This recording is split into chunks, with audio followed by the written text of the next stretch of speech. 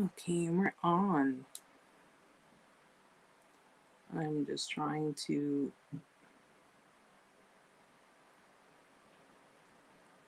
get this going. There we go.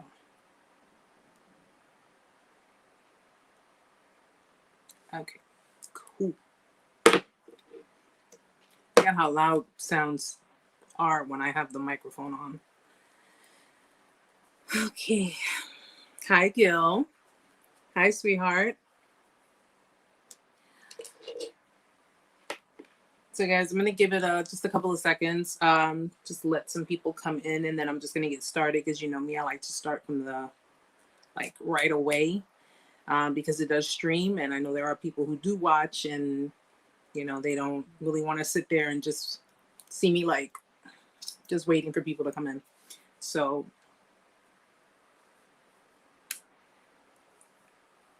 Gil, you wanna cut a demo? What does that mean?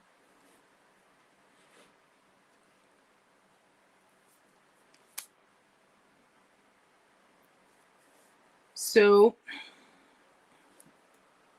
I guess I'll just timestamp it when we officially start it. Um, Got a few interesting things to share with you guys, and I'm gonna do it 8:02. Okay, we'll get started on it. Oh, you want to do a cameo? That's what you want to do. I mean, hey, if you want to be a part of the show, you know, let your sister know. You guys can come through, and we could definitely make that happen. I'm all for it, dude. I'm all for it. So let's just get started, guys. Welcome to Intuitive Vibes Narc Survival 101. It's your girl Erica here. If you are new to the channel, please be sure to stick around during today's live session. You may hear some details that may assist you pertaining to your situation. And of course, if you find today's live session to be helpful, check out my other content. And if you find any of my content to be helpful, then be sure to hit the subscribe button and notification bell so you're notified each time I put up a video. And of course, notified when I'm doing a live, which is every Tuesday, 8 p.m. Eastern Standard Time. And if today's live session did not really answer all of your questions, then be sure to check out some of the other live sessions that we have done. We've discussed a lot of different topics. So, you can pick your flavor. We do it every Tuesday. And of course, to all of my returning subscribers, welcome back, guys. So I just want to be able to see this. Okay, so we have, hi, Kara, how are you? So slowly but surely, I'm pretty sure different people will be coming in to join us. The majority of the live sessions are accompanied by people who already are subscribed to the channel and who've consistently come every Tuesday. And I do get a lot of new people coming in to check it out too, which is great. You're all welcome. Hi, Official. How are you, sweetheart? And, well, first things first, guys. I hope you guys had a great weekend. I hope you guys had a very positive weekend, a very productive weekend. And even though it is Tuesday and it's the beginning of the week, I hope, the remainder of your week goes extremely well for you.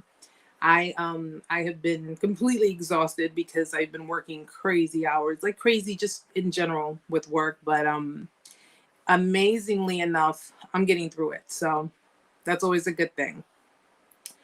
One of the things that I wanted to share with you guys was one of the things I learned as far as healing is concerned. This is why I say healing is a process, and it does take its time. It definitely takes time.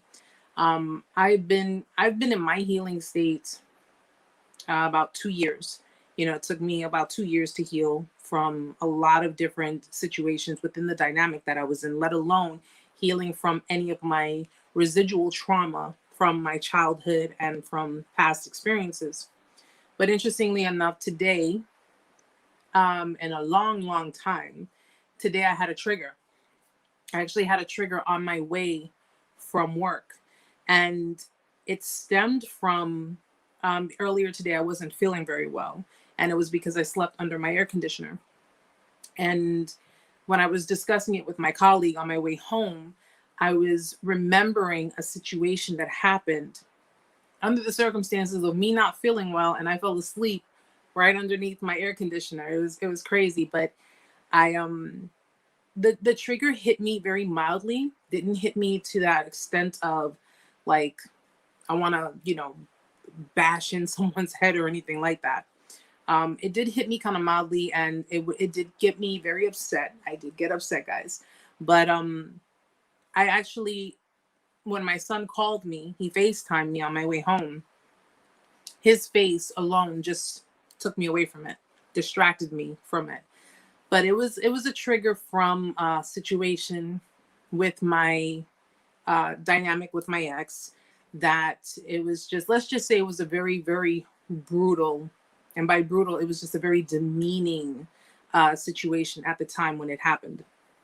Um, I was hoping to God that I didn't bump into him or anyone who knows him on my way home, because that's how livid I was. It's, triggers. One thing I can say about triggers, guys, is as much as we hate to experience them and we hate to feel them, we have to. We have to, because triggers are just reminders of parts of us that we need to heal and parts of us that we need to remember, because, some people, after a discard, after situations with, an ex-narcissist or an ex-narcissistic person, sometimes people still find themselves kind of going back and forth in between thoughts and emotions.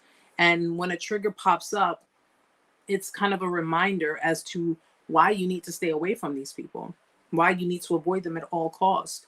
This particular trigger that I had today reminded me of what I'm doing, what I'm trying to achieve as we are doing this now. But it also reminded me that that person really did not deserve me. That person didn't deserve, what I had to offer, and they didn't deserve me allowing them to treat me the way they did, to talk to me the way they did, and abuse is abuse, whether it's verbal abuse, emotional abuse, and physical. Thankfully, we've never had a physically abusive relationship. And I can say that he's never physically put his hands on me, but there were certain occasions that, this one in particular being brought to me today, those occasions were extremely, extremely, and the best word for it is disgusting. It was extremely disgusting, because the way he would talk to me and the way he would treat me was, you wouldn't even treat your own pet like that, let alone treat someone that you said, that you claim to love. So, but yeah, it did hit me mildly today, and triggers, triggers are to be expected, guys. I'm sorry. Let me just make sure I'm saying hi to everyone. Hi, Adam. Ty. Hi, sweetheart. Hi, Kelly. Hi, hon. How are you? Yes, you made it. That's awesome. But triggers are to be expected, guys. So if if you've had an ample amount of time away from, the narcissist, whether they be your family or love interest, whether it be a year, whether it be 6 months, whether it be 2 years, whether it be 5 years, you are liable to still get triggers. You're liable to have certain things pop up, certain memories pop up. And it's not to say that you need to utilize these triggers to go out there and do something stupid or do something crazy. It's to say that these triggers, come to the surface because that's a part that hasn't healed. Okay. There's a part of yourself that has not healed yet. And you need to, you got to write it out. That's another thing. Write the trigger out. You have to let it out. And once you write it out and you release it, then you can go ahead and move on to the next step. But I'm actually proud of myself and how I handled it, because this is why healing takes time, and this is why no contact is extremely important, guys. Extremely important, because the more you stay in contact with them, the harder it is for you to break free from them. It's harder for you to move on and to completely accept that these people or this person is truly that monster. And I don't like calling people monsters, because I've always been one who's liked to believe that people have hearts, people have feelings, people have emotions. That's always been my thing. So to call someone a monster and say that they're truly an evil person, it has to be warranted for me. I mean, everyone's different, but it has to be warranted. And unfortunately, for this particular person, it was warranted. It really was warranted.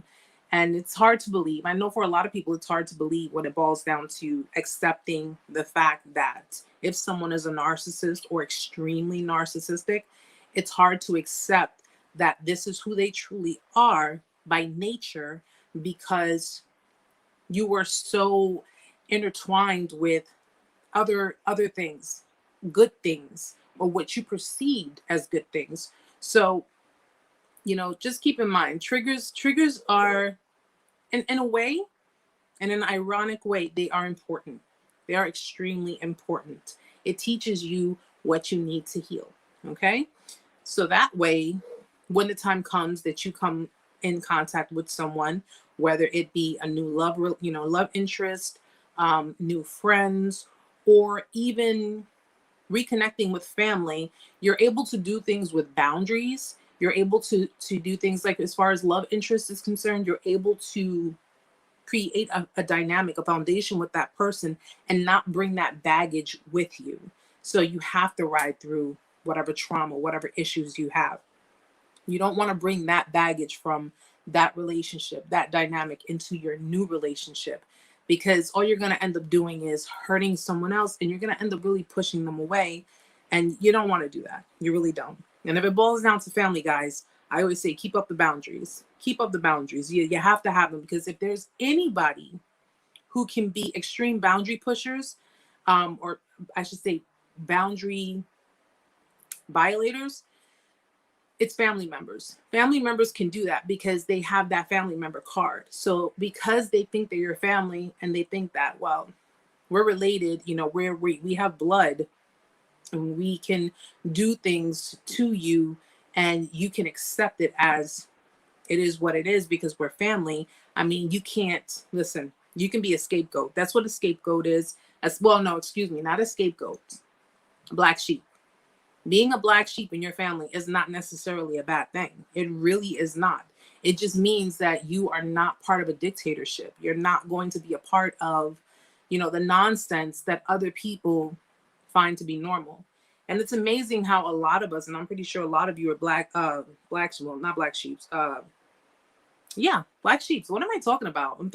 I'm so exhausted, guys. Don't mind me. I've had such a long day today. But you can be a black sheep in a family of narcissists. You can have mom, dad, sister, brother, aunt, uncle, cousins. They could all be narcissists, and you could be a black sheep, because everything that is, toxic, and everything that is manipulative and conniving and just, it's no good. A black sheep is one who just sees the logic. They see logic. They don't see what the family is trying to do as something that's feasible. It's logical. No, they look at it as, no, you're trying to convince me that the sky is green, but I'm looking at the sky and it's blue. I see it clear as day. I'm not colorblind. And what a narcissist family will do is try to gaslight you to make you believe that you are colorblind and you don't know what you're talking about. And they will try to gang up against you. So, hooray for the black sheeps, guys. We're going to say that. Hooray for the black sheeps. I am one who is I try to be reasonable, but at the same time, it's like, if I don't agree with you, I don't agree with you, and right is right, wrong is wrong. That's my mentality. I'm not going to defend you knowing that you're wrong. And I'm not going to support you knowing that you're wrong. I don't care if you're my family or not. It's just, that's the way it's supposed to be. Because all you're doing, if you run along those lines, if you run along with what they're trying to, you're basically part of the play. You're just enabling. And that's something we don't do here. We don't enable. Okay, let's just see.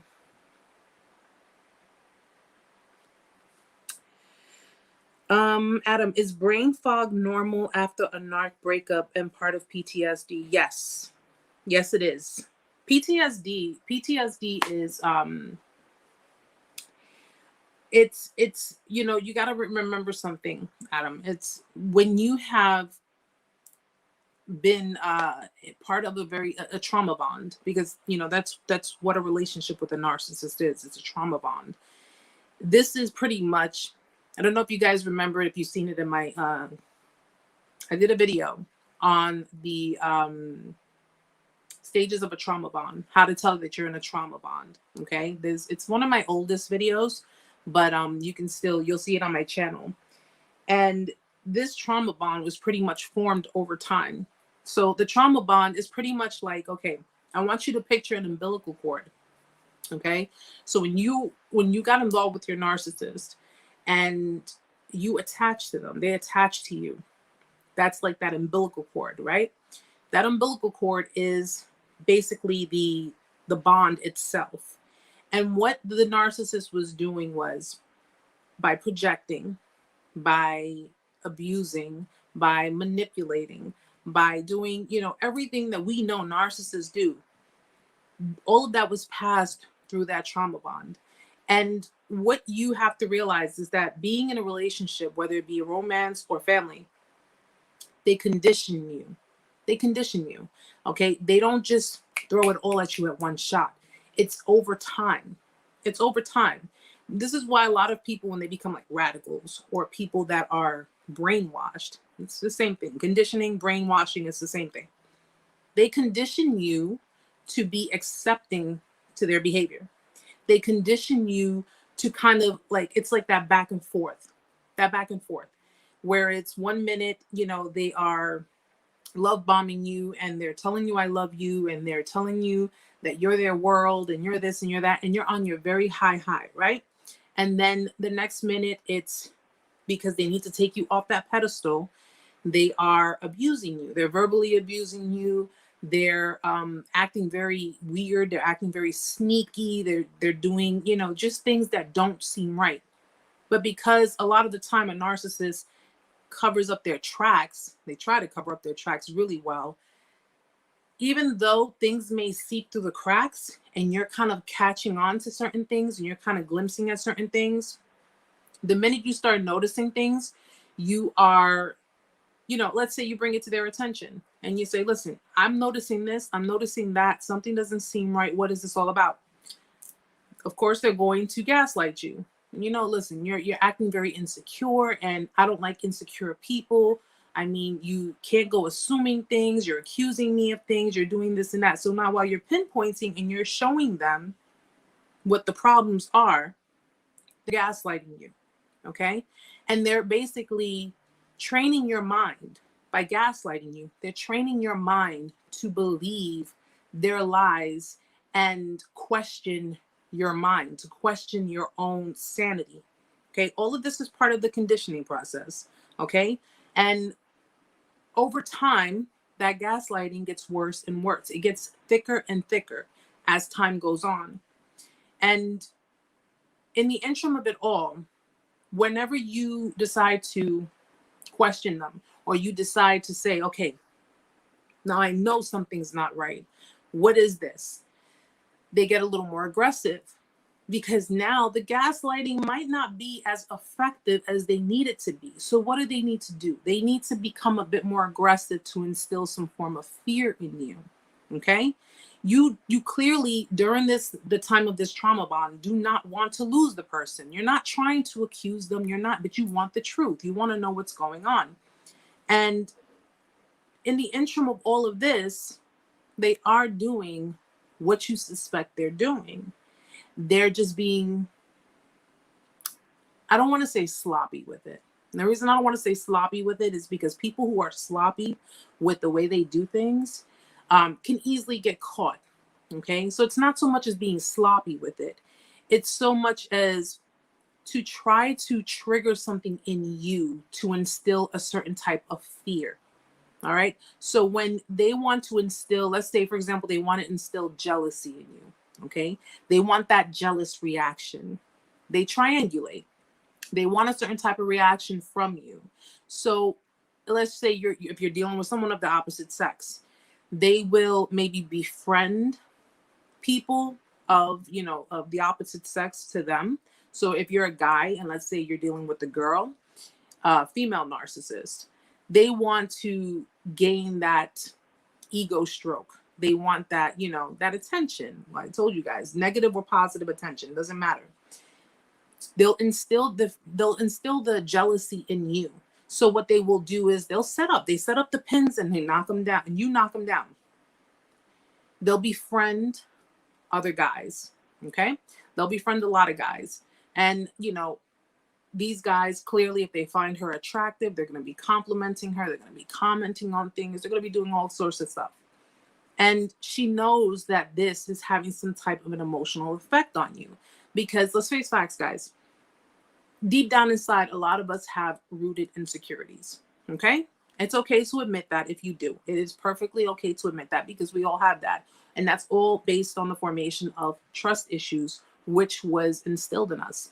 As a codependent person, I had trust issues. I had a lot of trust issues. I was always worried that somebody was doing something to hurt me, or was going to leave me, or was doing things behind my back. So if she knows that having these male friends, this harem, because that's what they're called, having them in her, what's the word for it? Having them in her, I'm not going to say her life, because that's not the case, but having them in her circle. If she knows that these male friends are going to instill, just the fact that she has them there is going to instill that jealousy in you. And you, of course, become reactive. You're giving her the response that she wants. But because you are being jealous and you're being reactive, you're not only giving her the response that she wants, but you're giving her ammunition to come back at you, because she already had this set up. She already had this planned out. So if she says, okay, I know that Adam is going to get upset. I know that he's going to feel some kind of way if I have, a bunch of guys that really want me and really desire me, and, and because she knows this, and that's clearly the reaction that she wants from you, she's going to set that up. And then you are going to react. You're giving her what she wants. And then she's going to flip it around and say, well, why are you acting so paranoid? Why are you acting so jealous? I'm with you, aren't I? I'm not dealing with these guys. Do you see me talking to these guys? Do you see me doing it? So she doesn't necessarily have to be involved with these guys. She doesn't have to be talking with them or communicating with them. She's just pretty much setting it up to gain some form of a reaction out of you. Now, with that being said, you being reactive, and this is for any guy, with you being reactive, you being upset, now it's, you have anger issues, you have jealousy issues, you're insecure, you're constantly accusing her, you're doing all of these things. All the while she set all of that up. This is the life, guys. This is the kind of dynamic in being in a relationship with a narcissist. One, you're on probation. Okay. You're on probation. So at the end of the day, it's do as I say, not as I do, because anything you do against their rules, their law, is grounds for repercussions. Okay. Two, it's, I'm single, you're not. You're in a relationship with me, and I'm in a relationship with you, and I'm connected with you when I feel like it. Okay? I will be considerate when I feel like it, or when I feel like it's going to give me something in return. Narcissists, they don't do responsibility. They don't do responsibility. So if you've ever dealt with a narcissist and the whole thing ended, I'm going to be honest with you, you need to thank God for it. Thank God for it, because it wouldn't have gotten any better, and it wouldn't have gone any further as far as, having a healthy, emotionally fulfilled relationship. Wouldn't have happened at all. They're pretty much their own priority, but they need to be your priority. Okay? So when they ask you a question, you need to give them an answer. When they tell you to do something, you need to do it for them.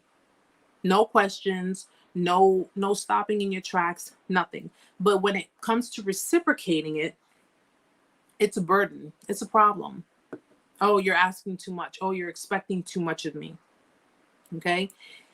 You're dealing with someone who's a tyrant, a complete tyrant, a tyrant of your time, a tyrant of your energy, a tyrant of your emotions. All right? And they're conditioning you in the process of all of this to believe that they are the best thing that you will ever get, that they will you can't do better than them, but they can do better than you, and they will throw that in your face. But that's farthest from the truth, because the reality of it is, guys, and if you ever notice, I don't know how many of you have dealt with narcissists or have like gone through different cycles with a narcissist or with several, but if you notice, one of the key reasons why they hoover you or they try to hoover you back in is because if you have any inkling of an idea of how much better you can do than them, that will be a total, like, demolishing their prime supply. Okay, because the fact of the matter is, they know you can do better than them. They know that you can get better than them.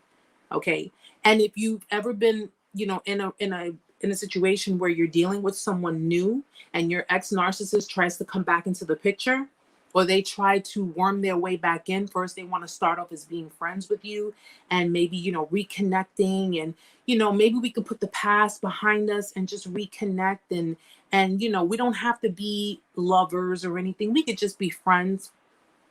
And if they see that you're in a new dynamic with someone else and you're happy, or you're doing, you're just doing your own thing and you're not really thinking much about them, that gets them, guys. That really pisses them off, because the mere fact that you can be happy with someone else, have something healthy with someone else, threatens them. It's very threatening to them, to the point where if they lose that prime supply, which is what you are, your prime supply, if they lose that, they lose the attention, they lose the admiration, they lose the ability to constantly charm you, they lose the ability to recycle you, they lose the ability to have any kind of control in your life. If you manage to break free from that and just be on your own or doing something with someone else and actually having a strong, healthy relationship, it's like total chaos for them, because they always knew that you deserved better, and they always knew that you could get better, but they were too busy conditioning you to believe that you don't. So everything you ever believed in dealing with these people was completely false, completely and absolutely false. And when it boils down to PTSD, which is post-traumatic stress disorder, this is not something that you just get from, most people correlate it with people who are in the military.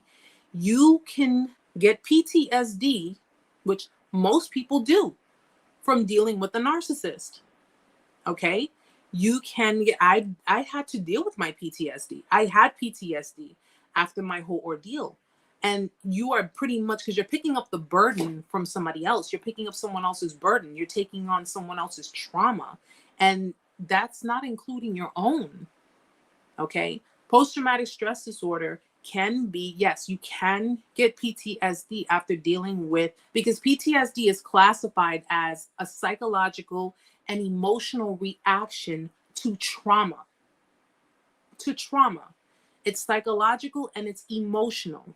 Okay, and PTSD is kind of like that monster that sits in your closet, the monster who sits in your closet, and whatever you affiliate with that traumatic experience. Okay, let's say, for example, you guys know me and my examples. I like to give examples so that way you can get a clear understanding of it. Let's say, for example, sounds kind of silly, but I'm going to say it. You and your ex went to, I don't know, let's say McDonald's, right? And you sat at McDonald's and you ordered a number one. You sat there and you talked to them, and they were in the midst of discarding you, and they, everything happened at that precise moment. Everything down to the French fries that you ate at that meal, you can associate it with that trauma. So if you go by a McDonald's and, you walk past and you look inside, that can, prime example, my trigger today, I associated the experience with what was going on at that point in time in my life.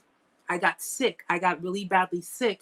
And because I wasn't feeling well today, and it was crazy how I correlated the two. But if that situation were to happen at that McDonald's, and now you can't even look at a number one. Now you can't even, I don't even want to order a number one. Why? Because you associated that. You associated that with your trauma. So if someone brings up a situation, or if something happens that is remotely similar to the traumatic experience that you experienced, it's going to trigger you. It's going to trigger your PTSD. And you're going to become, everybody reacts differently when it boils down to PTSD. Some people can become a recluse. Some people can become very irate. Some people can just become very erratic. So everyone is different. Everyone is different. But the majority of time, people who are being reactive towards PTSD, they go into fear mode. It's fear. It's like that fight or flight mode. And it's like, I'm being presented with something that is reminding me of this traumatic experience, and I don't know what to do. That's that fight or flight mode, right? My best suggestion on that, guys, and again, I can only tell you based on my own experiences. I rode mine out. I rode mine through. I went through it. I went through the emotions. I went through the motions. And whatever you do that is cathartic for you to help you get through the triggers, to help you get through whatever it is that you're experiencing at that time when you are experiencing a trigger, which is, being triggered, which is pretty much being sparked by your PTSD. You have to figure out a way to release that. You have to figure out a way to get through it. If you guys have a therapist, and let's just say you're experiencing a traumatic experience and it's triggering, with your PTSD, you need to reach out to your therapist. Maybe set up an appointment, an emergency appointment, or just reach out to them and explain to them, this is happening and, I don't know what to do. And they can help you through that. They can help you through that, because a lot of people who don't handle, who don't try to ride it through, who don't try to deal with it, they end up doing things where they can physically harm someone else. They can physically harm other people. They can do things where they can harm themselves, where they can end up hurting themselves. So I always strongly advise that people, if you are dealing with PTSD, whenever you feel a moment coming up and it's just triggering you, reach out for professional help. I'm going to start putting those hotlines as well. I'm going to start putting them on my videos, because sometimes PTSD can make us do things that maybe not to others, but to ourselves. And that's where you need the help the most. Okay. But please understand, if you have been in a narcissistically abusive relationship, in a physically abusive relationship, what have you, you can experience PTSD. Okay. PTSD and CPTSD. CPTSD is complex post-traumatic stress disorder. CPTSD is found more common with people who have had longer, because PTSD is classified as an experience, like an instantaneous experience. So you can develop PTSD from, from a natural disaster, someone's death. It can be anything. Anything can cause trauma for you. CPTSD, complex post-traumatic stress disorder, is a form of PTSD as a result of ongoing abuse. So if you were in let's say, a relationship with a narcissist, whether your family or in your marriage, and it's been going on for years, 5, 10, 15, 20 years, or if you have narcissist parents and they have been narcissistically abusive towards you for many years, that can cause CPTSD. Okay. There is a big difference. I mean, one is where it's a longer extended period of abuse. The other one is where it's more instant. It's more like right there at that point in time. I'm sorry, guys. I see so many people writing, and I'm just let me just catch up to everybody. Hi, Cicely. Hi, Stephen. Hi, Madison. How are you, honey? Adam, you're very welcome. Kelly, I was love bombed bi-weekly. 1 week we were good, and when he was entertaining other women, he would get standoffish and aloof. As soon as I would say something, he would gaslight me and call me insecure. That's the first thing they go to. That's the first thing a narcissist would go to. They would go to, you're insecure. You're being insecure. Oh, insecurity is just not attractive. And they use that as an excuse for their behaviors. So if you're dealing with, whether you guys were dealing with a female narc or you ladies are dealing with the male narc, Be on the lookout for like the scapegoat answers. You know what I'm saying? It's kind of like that. I'm gonna shift the blame. So I'm gonna blame your insecurities. Meantime, a narcissist is the most insecure person beyond belief. Like, codependents can be insecure, but they're not insecure to the extent of, I'm so insecure that I'm going to be malicious with what I do to people. A narcissist, as egotistical as they are, guys, and they're very egotistical, okay? And I think this is one of the reasons why a lot of people find it hard to believe. A lot of people find it hard to believe that a narcissist does not believe their own lies. The fact of the matter is, as egotistical as they are, as much as they want to stand there and say, I'm the most beautiful person in the world, or I'm the the king of the jungle, I'm macho man, I'm the shot caller, I'm this, I'm that. It's bullshit. It's bullshit. The only reason why they think that way, and they really try to like throw that in your face, is because all the enabling that was done in that dynamic, all the enabling, because once they saw, remember what I told you guys, when they see they can get away with something, they look for the smallest things first. It starts off with the small things, and then it gets bigger and bigger and bigger, right?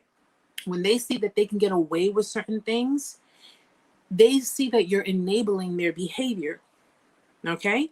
They start up with the small things because they haven't groomed you enough. They haven't conditioned you enough to believe that they are in control, that they run this relationship, they run the dynamics.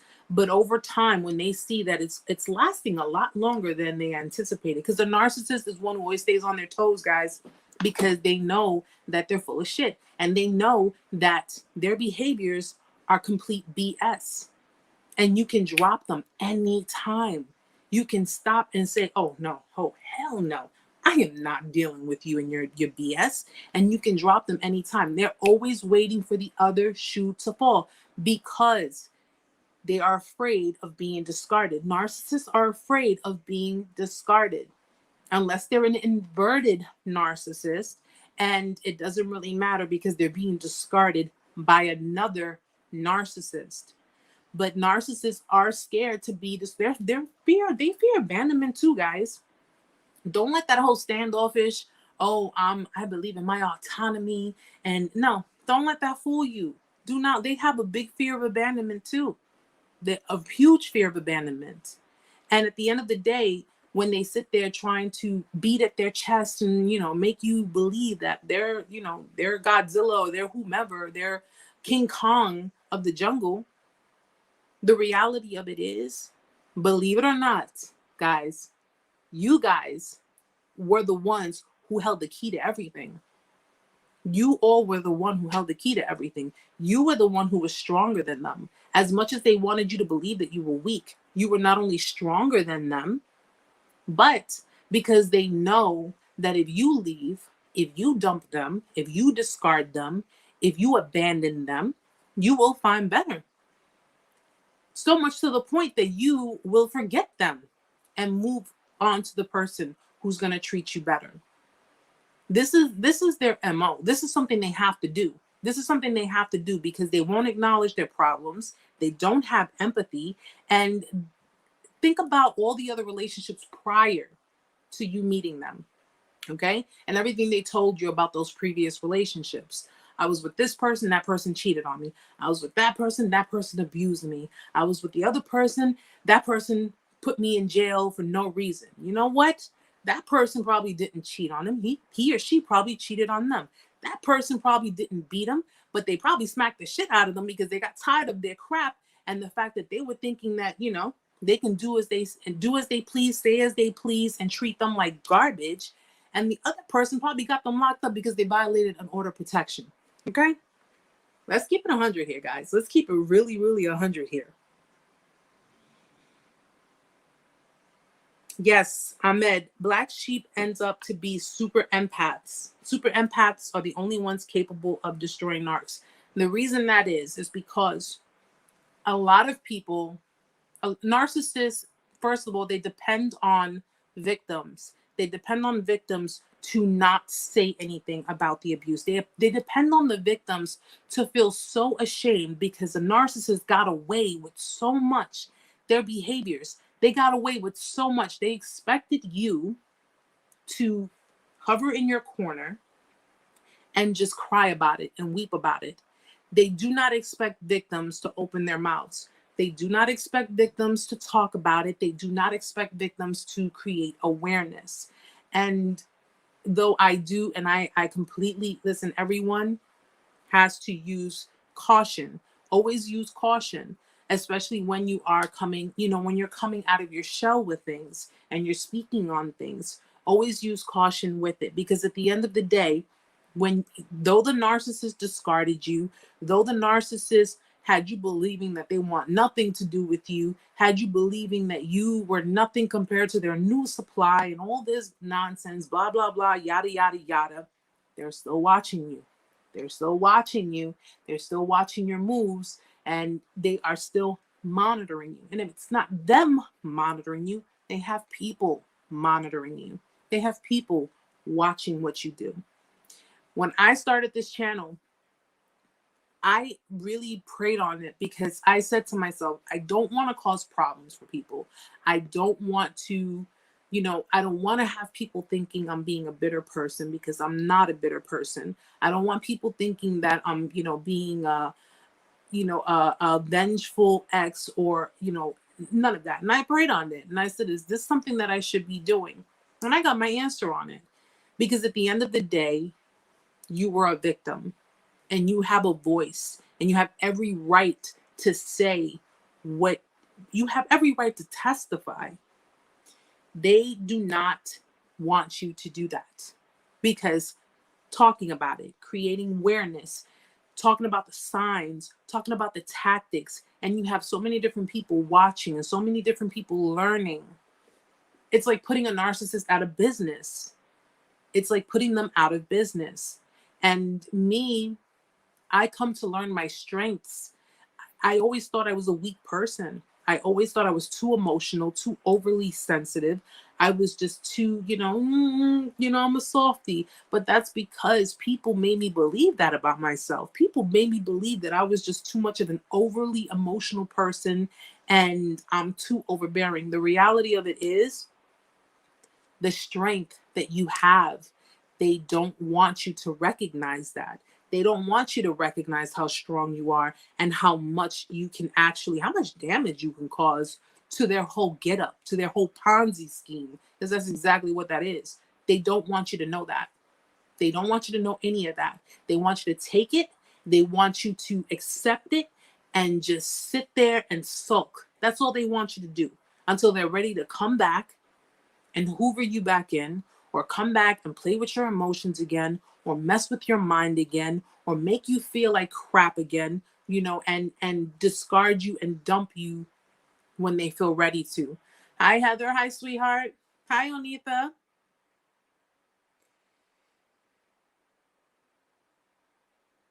Let's see.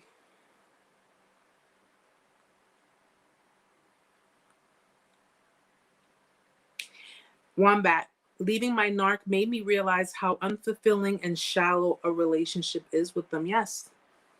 And if you've noticed, when you break out of the fog and you clear your mind from all of that garbage that was incepted in your brain, that brainwash crap, when you totally separate yourself, you realize how much more work you were doing. You were doing the majority of the work. You were the one sustaining everything, while the narcissist was pretty much just living on your emotions, living off of what it is that you contributed to the relationship.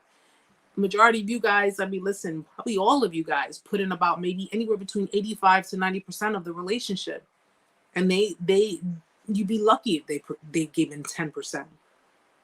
You'd be lucky. Sometimes if a narcissist is going to contribute to the relationship, it's either one, they don't have supply and they have to pretty much hold on to what they have, and two, or two, they're going to gain something out of it. And it's really sad to say it that way, guys, because it makes it seem like victims were nothing, to say it like that. But that's not true. That's not true. It's like, when we look at it, like, damn, a narcissist only did this, and it's so easy for us to, to make ourselves believe, well, damn, I wasn't even worth the truth or anything. Had nothing to do with you. Your relationship, the inadequacies in your relationship, the issues, the toxicity. I mean, listen, everybody takes accountability for whatever their actions are. But in dealing with a narcissist and dealing with someone who is selfish, someone who puts their needs before your own, who puts their priorities before yours, who makes themselves a priority but won't make you a priority, okay? But yet, you have to make them a priority. You have to consider their feelings. You have to consider them in whatever it is you're doing. It's one-sided. It's all one-sided, guys. It's not about what you want. It's not about what the narcissist can do for you, how they can make things better for you, how they can make things, easier and accommodate you. It's about what you can do for them. And whatever it was they saw in you, they saw that somewhere along the lines, maybe not in the very beginning, but they saw it somewhere along the lines, and they knew what they wanted to extract from you. It was just going to take some time to get it from you. Okay. And narcissists, I mean, listen, they're not ones who like to put in too much work. If you're way too much work, then it's like, I'm bored. I'm already bored. I don't want to deal with you. It is what it is. They like to make things. This is why a lot of them, not all of them, a lot of them work fast. A lot of them want to just kind of get things going, because they know that there's something about you that is going to fuel them. Something about you is going to give them what they want. What you misconstrued as sincerity was actually them wearing the false mask. Okay. A lot of them probably read up on this kind of stuff. They either look at other people and they study other people and see how other relationships are. Okay, I can't genuinely be like that person, but I know how to act like I'm the world's greatest actor, so I can act like that person. How he's treating his girlfriend, I can do that. How she's treating her boyfriend, I can do that. They'll sell you a dream, man. They will sell you a dream.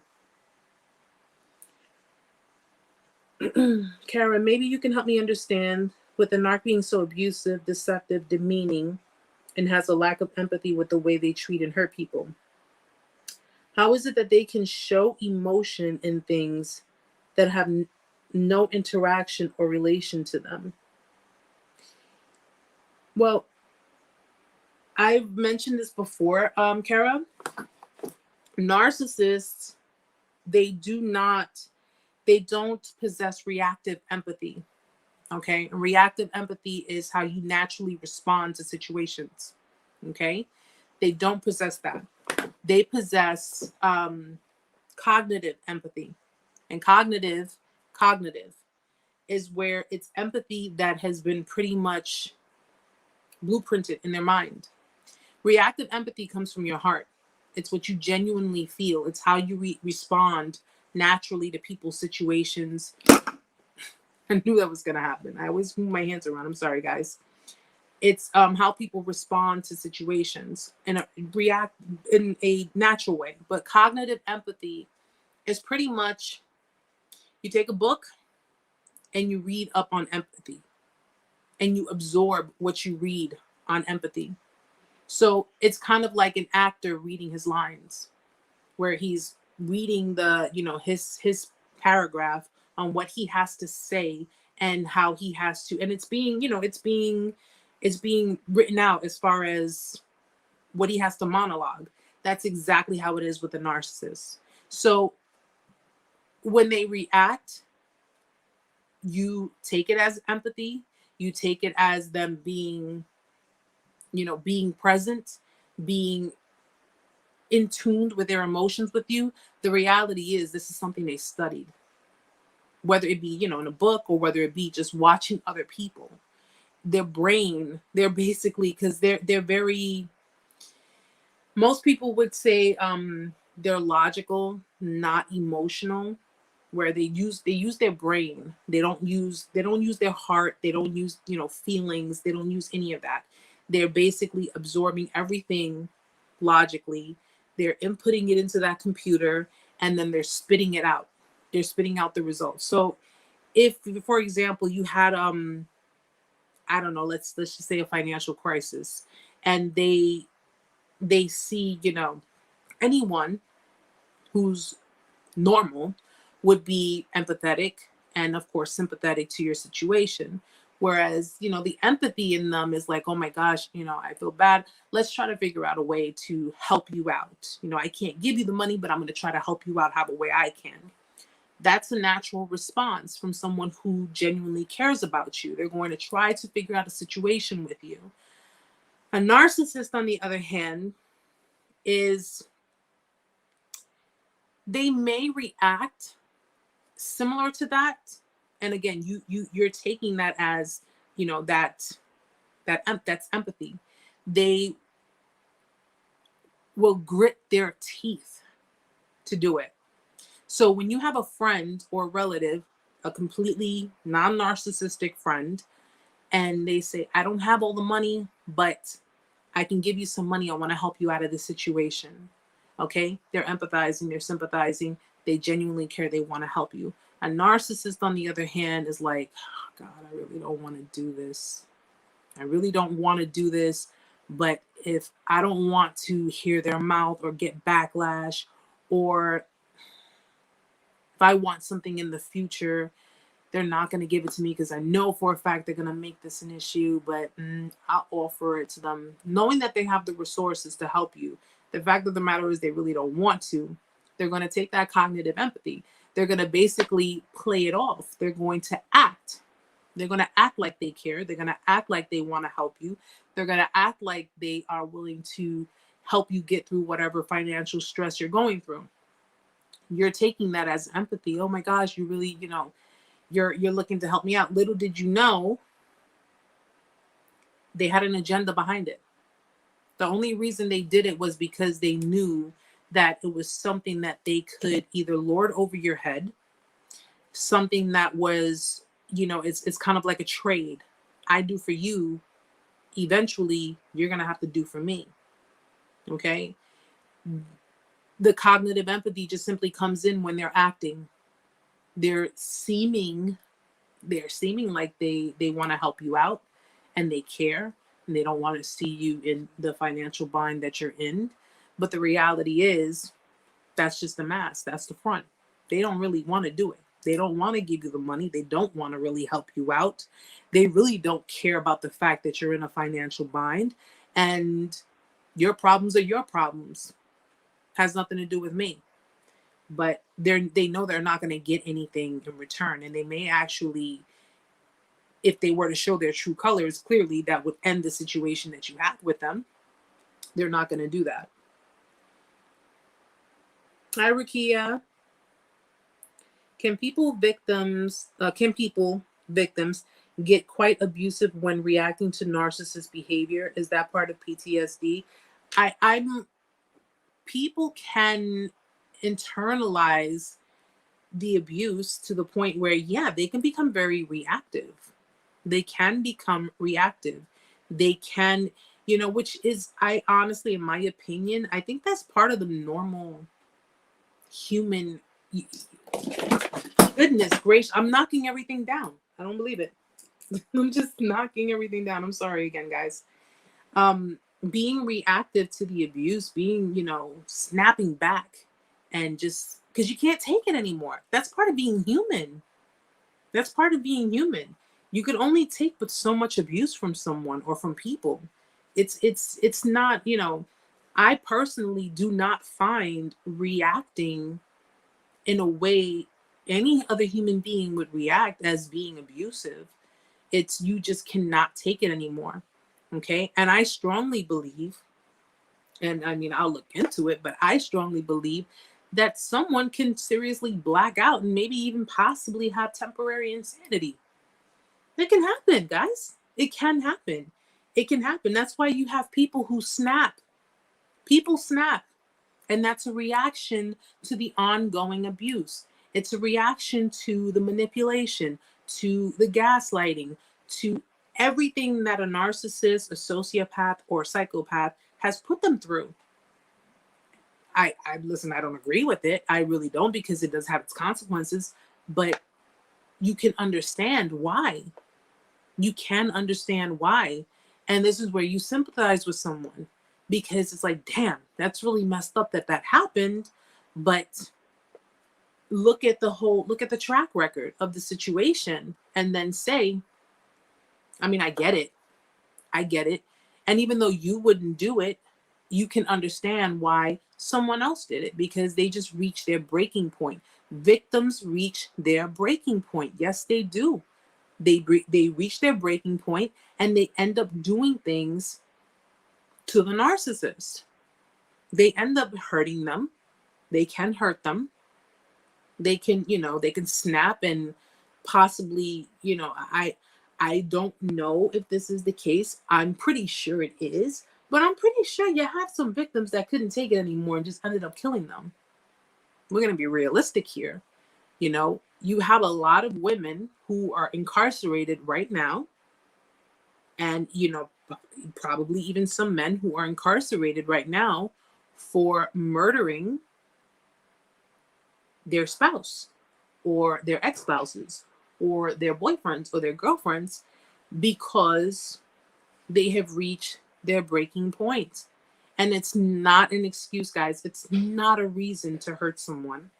It's not a reason to kill someone. None of it is. But some people just can't take it. And some people just get to that point where they're like, I'm done. I'm done. I can't take it no more. I can't take it. I'm going crazy. And they go crazy. Even if it's temporary insanity, it happens. It does happen. And that's the thing that narcissists do not understand, or they don't care to understand, because they think that if I make this person my complete punching bag, that I will break them down so much and completely that they won't even get back up. And little do they know that that victim that fell to the ground was only going to the ground to pick up the bottle and smash it over their head. I'm just saying. Not that I'm encouraging. I don't encourage violence, guys. Kelly, that PTSD ain't no joke, man. I get triggered when I see the moon, because that was his last name. See? You see what I'm saying? It's when you associate the traumatic experience with certain situations, certain occasions, certain objects, certain places, certain songs. How many of you guys have sat there and, with your ex-narcissist, and you guys heard songs together that it was just, when you were not in each other's presence and you heard the song, you thought of that person because that song reminded you of that person. You know how many songs that I had to avoid listening to? I had to avoid listening to quite a few songs because I was just like, every time it would come, next song, I couldn't do it. I just couldn't do it. It's associating. You're associating it with the traumatic experience.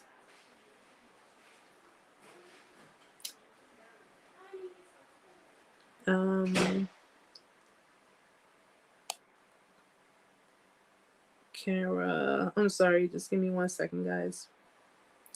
Okay, so Kara, part of your last question. For instance, my ex-narc has cried silently to himself with tears when someone he did not know passed, like a celebrity. Another, there was a time he ran over a cat and immediately got distraught and could no longer drive the car as he was crying and asked me to drive the entire way back home. I mean, it could be, when it boils down to that, as far as crying over a celebrity, I mean, I don't know, maybe he idolized the person. Like if that was something that happened, it could be he idolized the person so much that he, possibly projected like that. Idealization is, it's not just a one-way street. It can go either way, so he possibly idolized that person so much to the point that maybe in his own mind he believed that that person knew him. I don't know. Because I don't cry over celebrities. I clearly would not cry over celebrity passing away. I would, feel sad about it, yes, but um when it boils down to,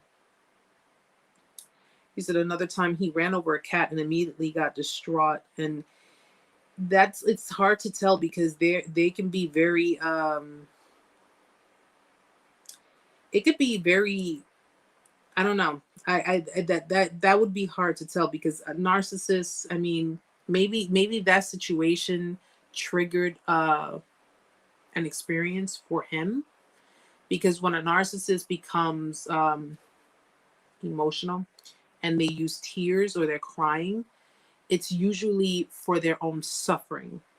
It's usually because they are experiencing something or enduring something that is causing them suffering, that is causing them, you know, discomfort, pain, or, they're in their mind, it's all about them. It's about their pain. So, even for this type of situation, I mean, it would warrant a little more understanding of the individual, because if they are in fact a narcissist, and they're dealing with situations like this might be, these situations might be something that's triggering something for them, something, dark, or something bad, or a bad experience, or what have you. It might be triggering for them. um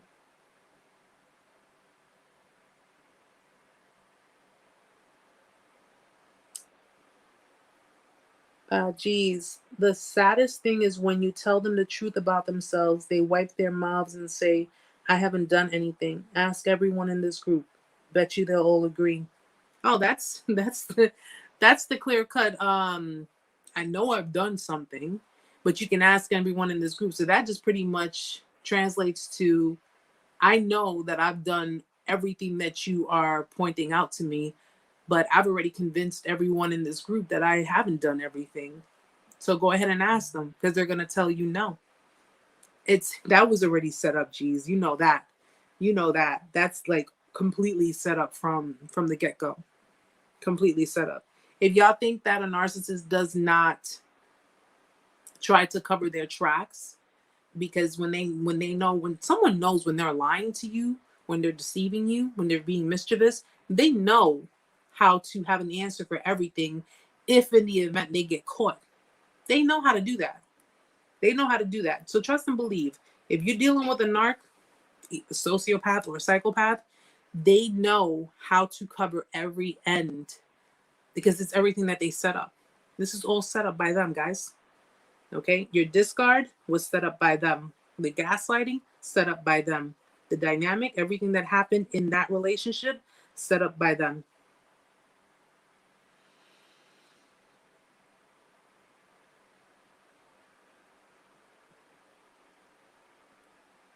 Hi, Stella. Hi, sweetheart. Um, Let me make sure. Hi, Raphael. I want to make sure I don't forget anybody. And if you're here, guys, anyone who is new, please, please, please let yourself be known. Okay, say hi to everyone. Everyone will greet you back. Ty, that makes sense. When her kids were either at work or school, she would call me sounding like a kid telling me she was scared at home by herself. I always thought she was just playing. And the crazy thing is, Ty, I always, oddly enough, this is why I say be careful with narcissistic codependence and empathic codependence. Though we are two different people, we kind of have the same trauma, we have the same fears. We just, we internalize everything differently. I always had a fear of being home by myself too. I had that fear.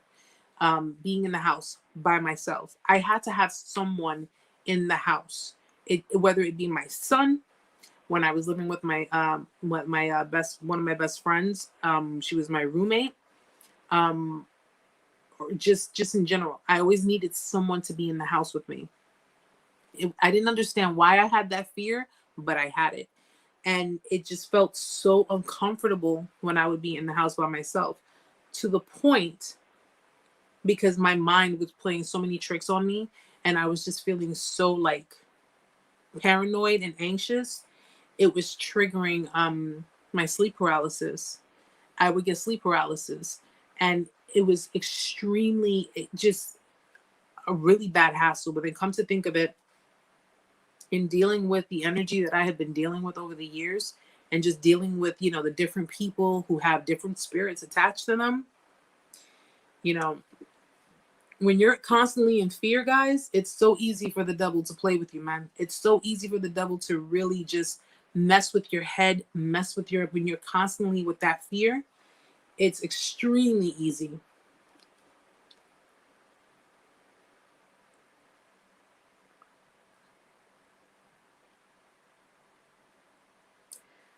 Cicely, yeah, she always said, "You'll leave me if this or that happens." Yeah, they constantly will put that, because again, a narcissist always sits waiting for the other shoe to drop.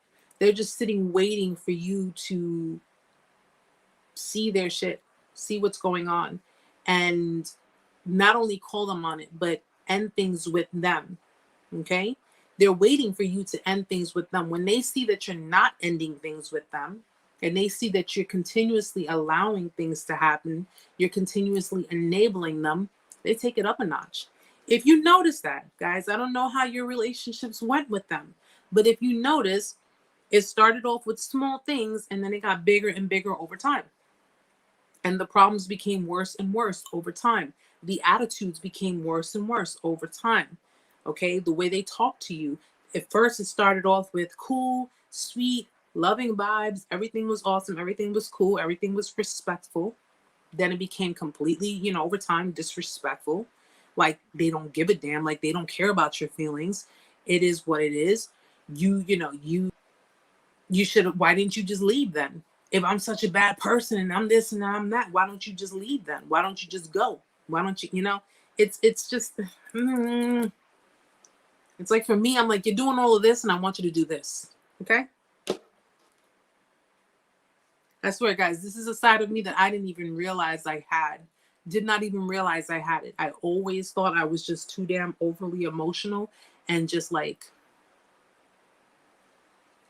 oh my God, you broke my heart. And now, this is the side they don't want you to see. This is the side they don't want you to understand that you have. And when a lot of you, when you get through most parts of your healing, and you just keep going, keep moving forward. Trust me, you will have it. You will have that side of you. And that's when they're gonna realize, oh shit, it's a done deal for me. This person just realized how strong they are, how much better they can do, how much more they deserved. They won't bother with you. And by that time, you be too busy living your own life and loving your life to care. You really won't. You'll just be like, all right, screw up someone else's life. Because narcissists are simply people that are meant to be lessons for other people. That's all it is. That's all it truly is. These people are spiritually oppressed people. Okay? They are oppressed people. They are people who either walk with demons or, for the new age people, these are people who walk with bad energies. But they're always low vibrational people. And the only reason they become high vibrational people is because it's on your dime. It's on your emotions, your energy. Okay? They're taking a ride on your vibe train. That's what they're doing. They're not bringing themselves up. They're not doing the work on themselves. They're not genuinely and authentically bringing themselves up to your level. No, they're draining you of your energy to get up there. And then what happens when they drained you enough of your energy that they're feeling like they're all the way up here and you feel like you're all the way down here? What are you doing? Oh, you're killing my vibe. I'm killing your vibe? Honey, your vibe is my vibe. You stole it from me. What are you talking about? Yes, boss lady. We love the power. Keep going. Keep going and show them what kind of power you got.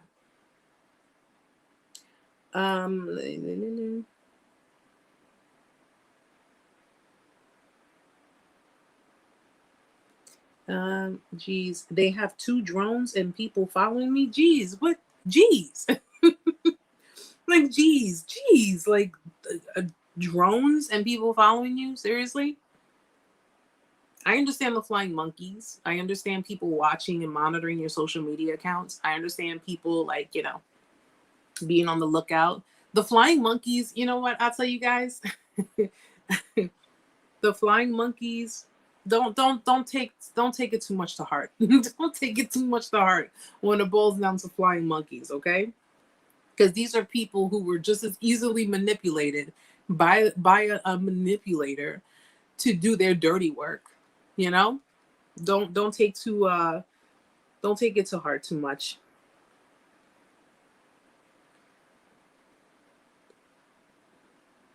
Oh, boss lady, that's awesome. She says, I finally left my narcissist. That's awesome, honey. How long, if you don't mind me asking, how long were you with them?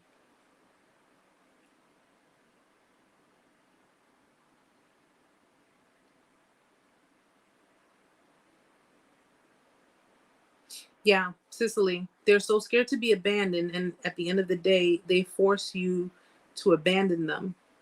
Even I couldn't put up with it. Absolutely. They force you to. But you know something though? It's kind of like that oxymoron, right? I'm afraid of being abandoned, but I want to be alone. I want to be left alone. You know, they're so screwed up in their head. Okay. And this was stuff that was trained. They were trained to believe this way. They're so screwed up in their head that they got their wires crossed. All their wires are crossed. It because narcissists are walking contradictions. They're walking contradictions. Okay. And it's crazy how they say one thing, they do another. Okay. They say one thing, they do another.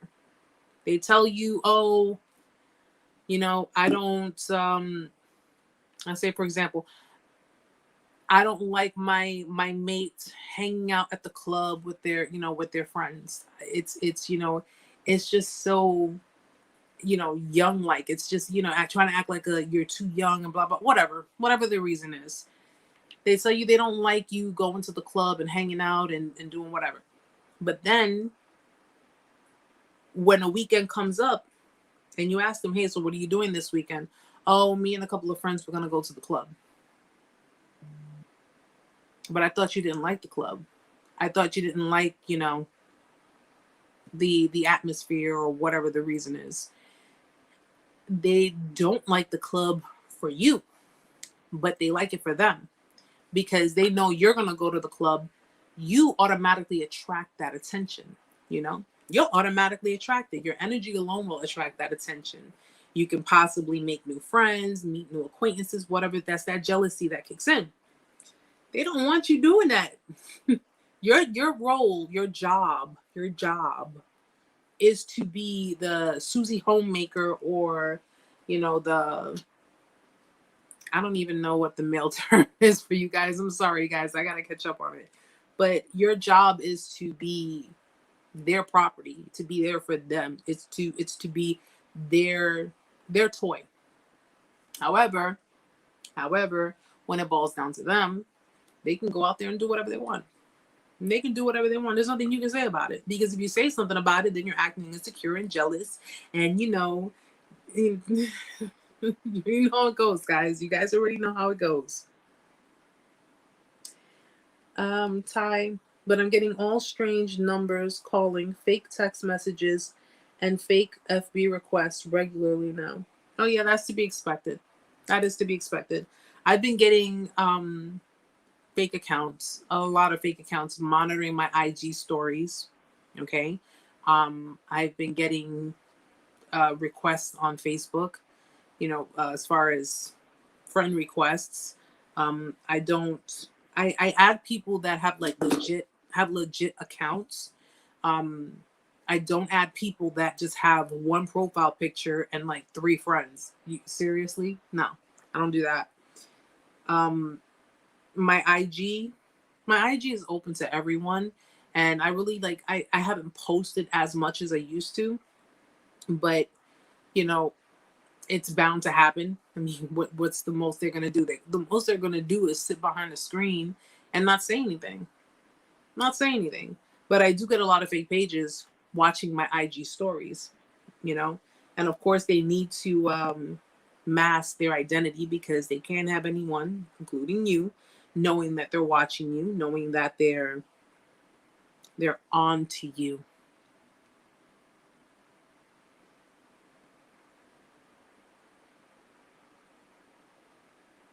Let's see. Yes, Ty. The secret is the narcs need us. We never needed them. That's true. It's very true. What did I tell you guys before? Didn't I tell you? I said they need you. You don't need them. They need your supply. They need your ego stroking. They need your validation. They need you and your empathy because they know that you being an empathetic person are going to try to help them, try to save them. Okay. I know I put up a video earlier, guys, on the hero complex, the hero victim complex. And it's amazing. It is amazing the levels that these people go through. And they know that you inherently have the hero complex. A lot of us do. You don't have to be an empath to have a hero complex. You can be, and you can be a secure, completely even leveled, balanced kind of person.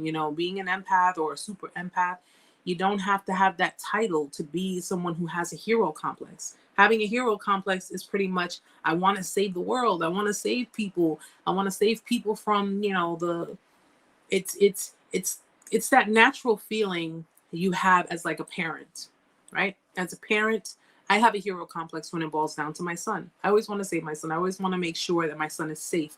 I want to make sure that he's okay. Some might call it a hero complex and, unconditional love. But a hero complex is when you are trying to save, like in your position, if you have a hero complex, you're trying to save broken people. You're trying to pick up broken glass. And trying to pick up broken glass, which, ultimately is, these broken people, you're going to end up cutting yourself. That's all you're going to do is cut yourself. You're going to cut yourself. You're going to end up bleeding on them. And they're still going to blame you. You bled on my new shoes. You bled on my new $2,000 purse. You bled on this. You bled on that, and you made a mess. And no matter what you do, it doesn't matter. It does not matter. But when they're the ones who are portraying this type of complex, the hero, I'm the hero. I'm the hero. I'm here to save the day. I got my cape on. Let's go. It's because they started the shit to begin with. They created the problem, okay, manipulated everyone in the situation, and found a resolution for it. A resolution for it. That's that hero complex. You try to save someone who is dealing with baggage and trauma and drama that had nothing to do with you. And out of the goodness of your heart, you were trying to save them. You were trying to help them. That is what a hero complex is. The narcissist hero complex is they start the drama, the trauma, the problem. Everyone involved, they manipulate everyone involved in the process, but they have a resolution. They had a resolution for that trauma the minute they were scheming up that plan. And then playing the victim, biggest role that they can play. They play it so well too. They play it so well. Okay. You would look at them and be like, you deserve an Academy Award because you play the victim so well. And that's, of course, always to avoid accountability. Okay.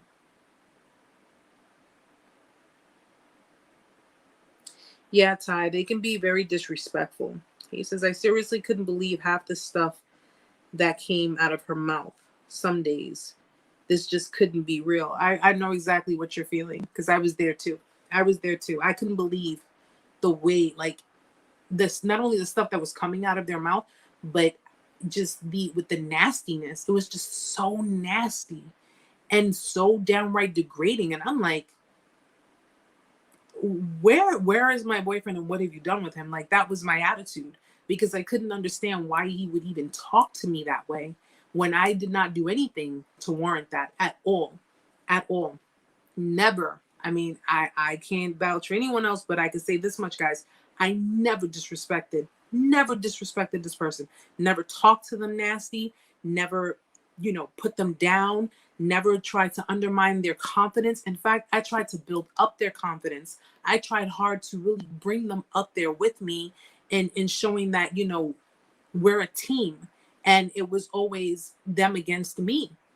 I was the enemy. And I couldn't understand why.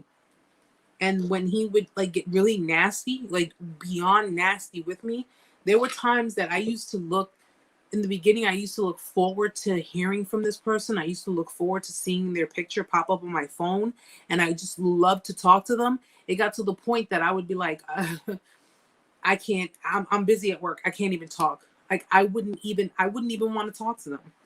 I wouldn't even want to talk to them because I did not know how the conversation was going to go. And I did not know how nasty it was going to get. And that's just something that you should not be in a relationship having to deal with that. You should not be sitting there wondering, oh God, what is today going to bring? What's today's conversation going to be?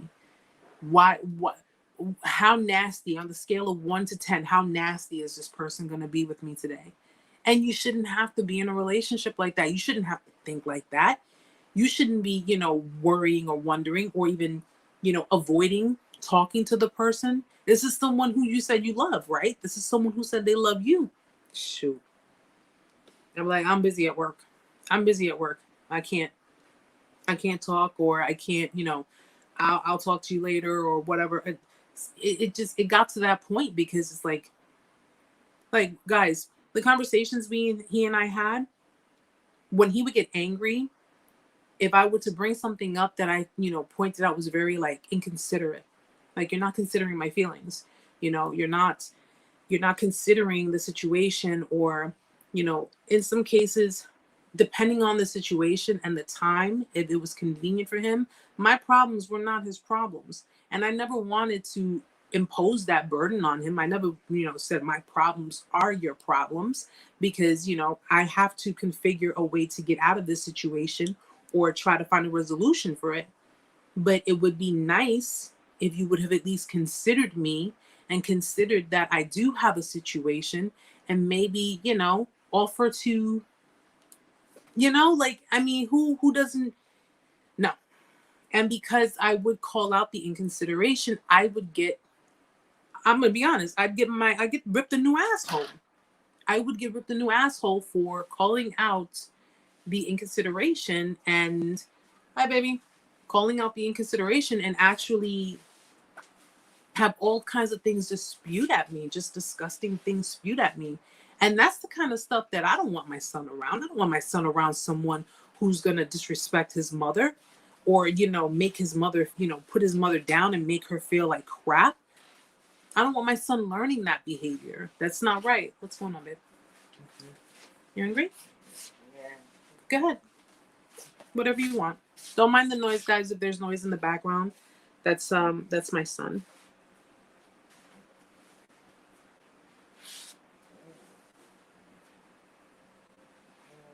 Yes, Kelly. Narcs aren't happy for your accomplishments either. They are not happy about the fact that you've accomplished things in life, or you're becoming a success.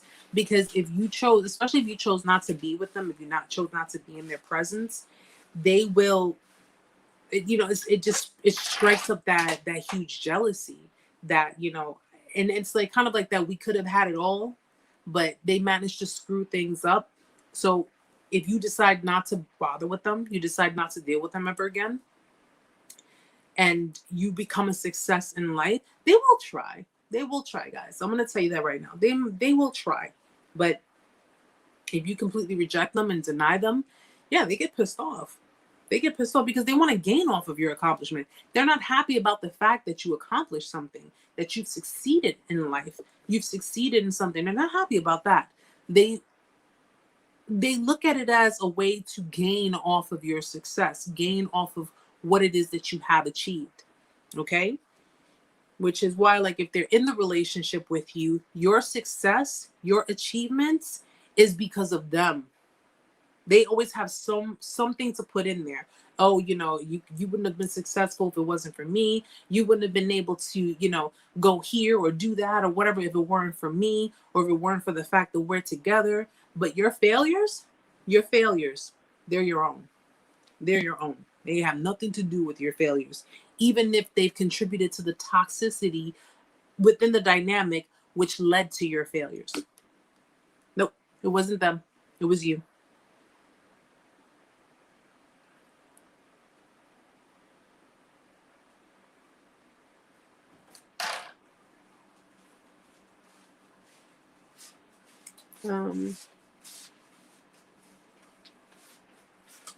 I'm sorry, Ty. That was in response to your Ty says, I remember when I lost my job a few years ago, and she said that the time I was spending looking for a job was time I could be spending with her. Yeah, that complete and utter selfishness is just, it's ridiculous. It's ridiculous. You're trying to look for a job to better your finances, to gather up the things that you need to gather up. And she's telling you this time that you're using to look for a job, that goes to show you, that she doesn't want to see you successful. She doesn't want to see you achieve things. And it's crazy because you would think that being in a relationship with someone, you guys would work together as a team to build everything together. But the fact of the matter is, it's just pretty much, and here's how I look at it. If you're doing way too much on your end and that you're becoming extremely successful, you're achieving so much, you're contributing so much to that, to that foundation, it's only going to highlight what they're not putting in. It's going to highlight what they lack. They want you on the same level as them.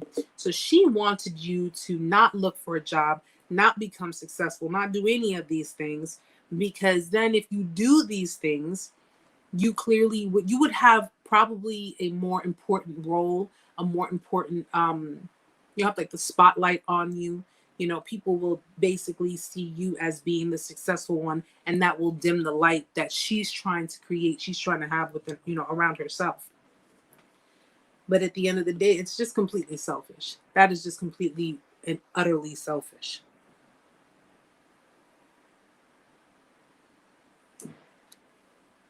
Hi, Butch. I know I'm getting kind of like late the comments, guys. I haven't even caught up to the recent ones, but I'm just trying to make sure. Let me just try to catch up for a second.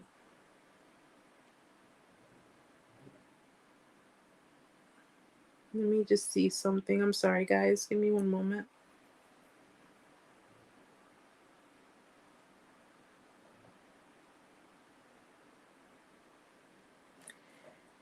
Bob is good, Butch. Bob is good. He's in a new pot, chilling on the shelf. Mm-hmm.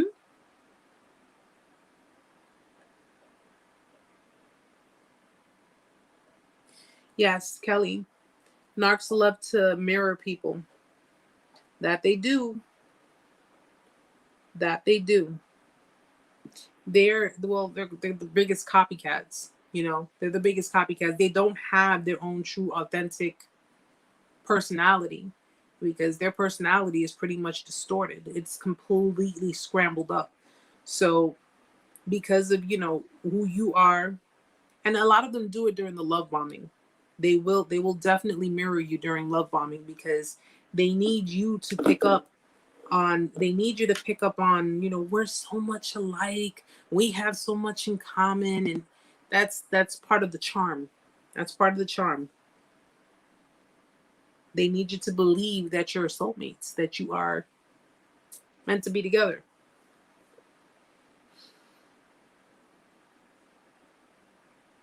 Oh yeah.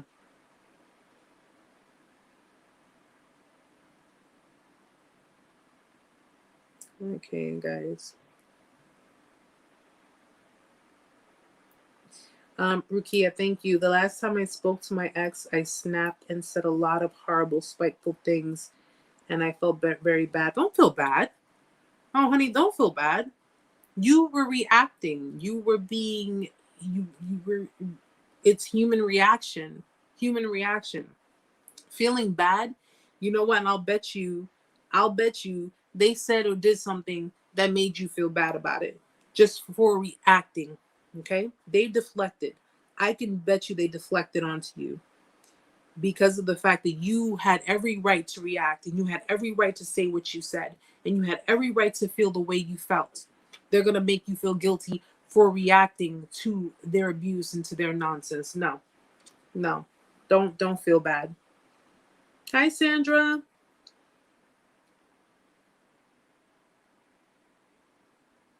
Hi, Kiana. Oh, wait, I'm sorry.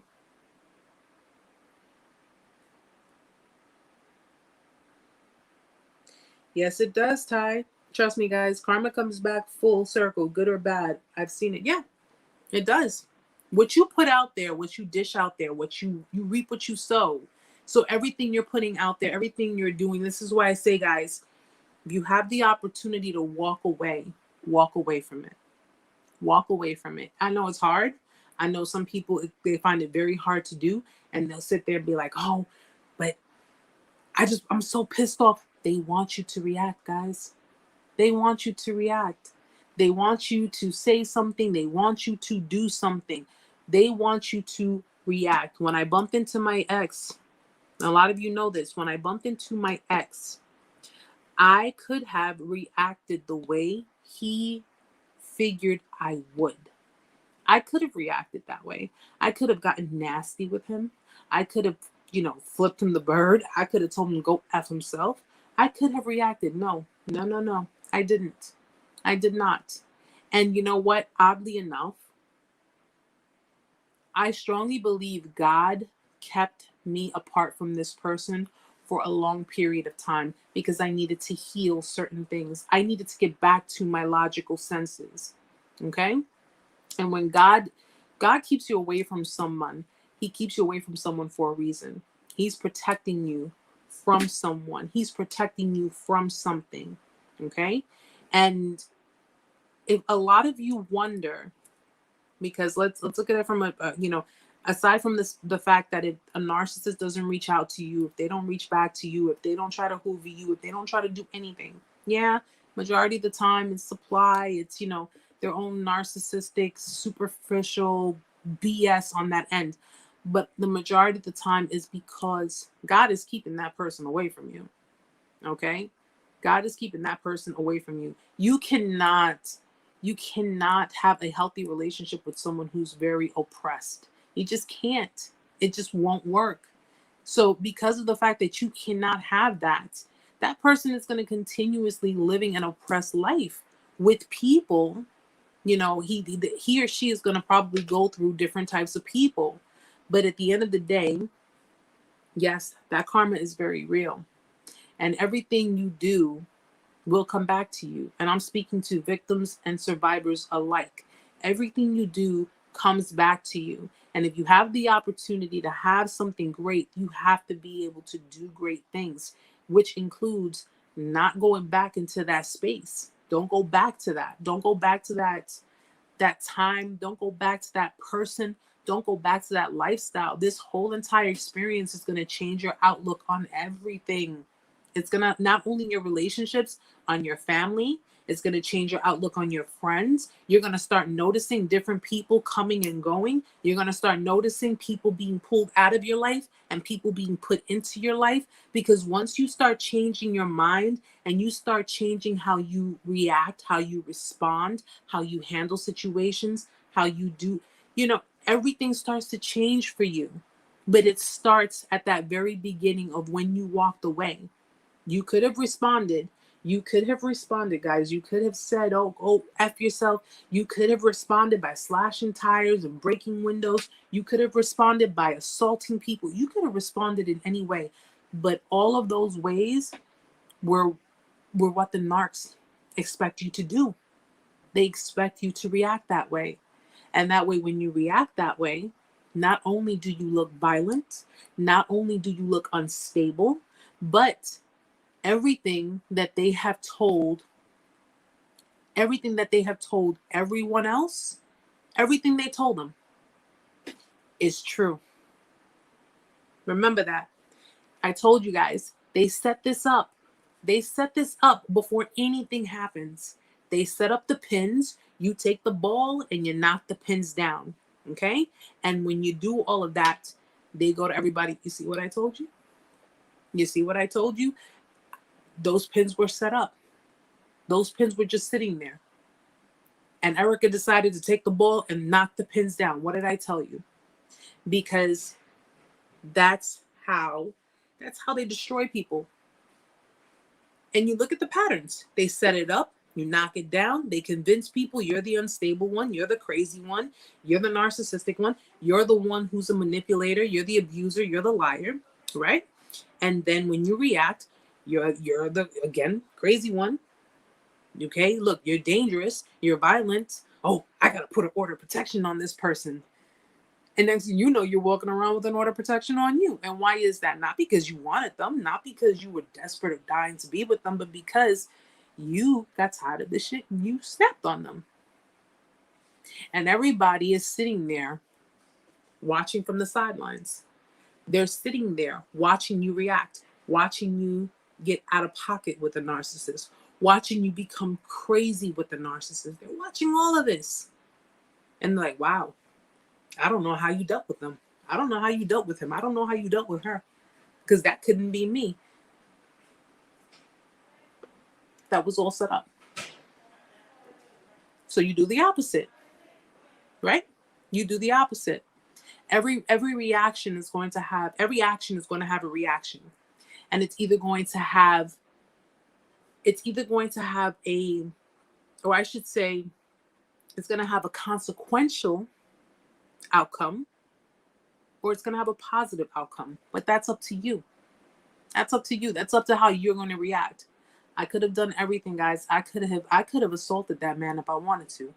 But the fact of the matter is, something in me, and of course, God telling me, there's something better waiting for you. There's something greater waiting for you. This is not worth it. When I bumped into that person, it had been a year and some change, about a year and some change from the discard. Okay. When I bumped into that person, I didn't feel anxiety. I didn't feel stressed. I didn't feel pain. I didn't feel any of those things.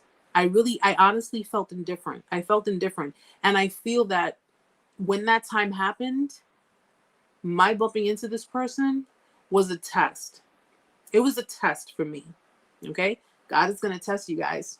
God is going to test you. He's going to test you to see how much you've learned. And he's going to test you to see if you really are going to stick with what you say you're going to do. And I just needed time to heal. I wasn't fully healed. I wasn't completely healed. I just needed some time to heal, just to get back to my logical state. And I come to realize that even to this day, with the trigger that I had today, I came to realize that that man was, I don't even know words can describe it. I don't even know words can describe it. And maybe someday he may come to me and say, well, I'm sorry that I couldn't be who you expected me to be. And my response to that would be, it's not who I expected you to be. You couldn't be who you pretended to be. Okay?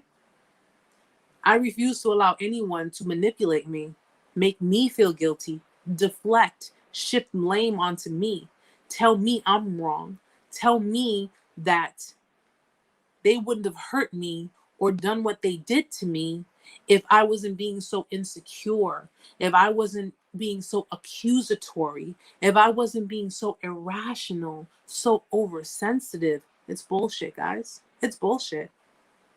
You believe these things because they had you believing these things.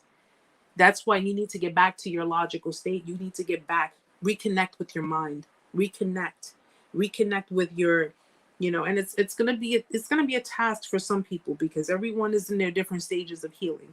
But reconnect, and I guarantee you, I guarantee you, you're going to understand it better, and you're going to say to yourself, the hell was I crying about? Like, that was my response. What was I crying about? This person was completely nasty to me. Completely nasty to me. Even people who I thought were enemies of mine weren't even nearly as nasty. You know, it was just beyond me, guys. It was beyond me.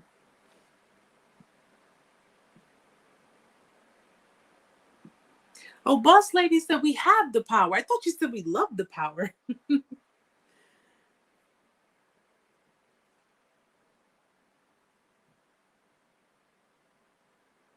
Okay, Ty. Yeah, or you want I have my FB. My Facebook is listed on the under one of the other videos. So if you can click on it, you can add me.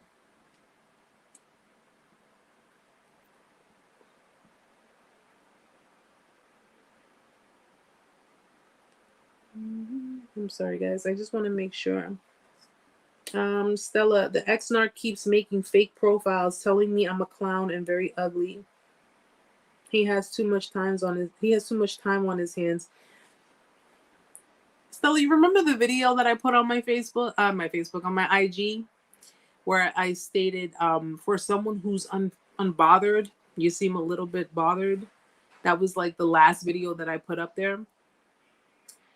It's funny how they do everything that they do, right? They manage to, abandon ship, abandon the situation, and go their own way. And then when you are feeling better about yourself, when you're exuding confidence, I've seen your IG, and you exude that confidence. Okay, first of all, you're a very beautiful woman, so you know that already, and that confidence is a threat to them. That confidence is something that they know nothing about. Okay, and because of the fact that they can no longer be a part of your life with your newfound confidence, with your newfound love for yourself, they have no choice but to sit in the sidelines, use fake accounts, and try to insult you. Okay? That's all they're trying to do. And it's crazy because it's like you can't get confidence for yourself. You can't get your own life, that you got to try to impede on mine. Really? Please. Please. And I would say something else, Stella, but I'm going to play nice today because Amanda knows my mouth. She knows my mouth. And we're trying to keep everything PG-13. You know what I'm saying?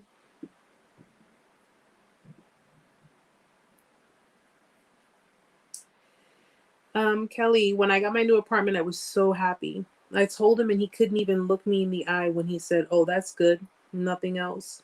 He didn't even ask me where I was living. Yeah. Because if it's nothing for them to gain out of it, they don't care. They don't. They don't. They'll actually, in most cases, it's like their way of quickly changing the subject. Like, let's just take the focus off of you and your success. I think a lot of the time, if we mention anything, to just generally jealous people, because narcissists are inherently jealous. But I think when you mention certain successes and achievements, because they are not at the level where they want to be, and you are you're basically excelling, they just like, oh, yeah, okay, cool, all right, cool. Like, most genuine friends would be like, really? That's great. Well, you know what? What do you need as a housewarming gift? Those are the genuine ones. Those are the ones that are happy to see that you're happy. What would you like as a housewarming gift? I'll buy you something for the house, Or they'll like really interact with you. A narcissist is really, because they pretty much want everything for themselves, to themselves. You succeeding, you being happy, you gaining, anything in life, because they're not at the level that they want to be at, and you are. Because remember, guys, for them to get to your level, they have to, man, listen, you know how many people they have to really manipulate? And it's never genuine. It's never sincere. It's never authentic. So it's like, people could look at you and say, how do you do it? How do you do it? I just be myself. I just be myself. I just be myself. I show who I am as a person. And this is how I'm able to get to the top. This is how I'm able to succeed. For them, it's like pulling teeth. Try to get them to be authentic. Try to get them to be remotely honest with you. Try to get them to be genuine. It's not going to happen. It's not going to happen.